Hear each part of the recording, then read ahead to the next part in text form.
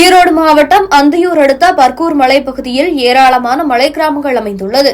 இங்கு யானை, சிறுத்தை, காட்டுப்பன்றி, காட்டெருமை, மான், கரடி உள்ளிட்ட வனவிலங்குகள் வசித்து வருகின்றன. இந்நிலையில் வனத்தை விட்டு ஒற்றை காட்டு யானை வெளியேறியுள்ளது.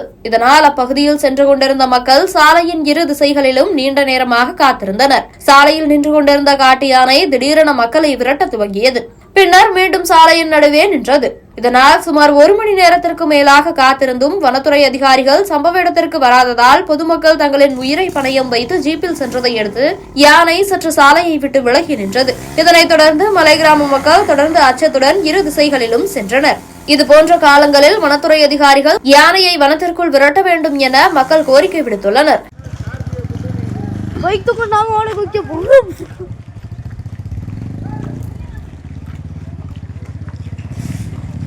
மாப்பிள்ளை இங்கே பாரு மாப்பிள்ளை, அண்ணன் தலை தாங்க முடியல, நடுரோட்டில் நிற்கிறார். திருவிழா முடிஞ்ச உடனே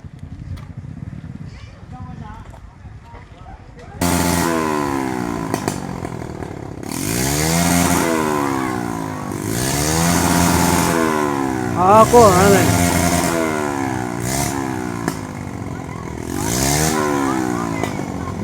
ஆடு வந்தது. அதுதான்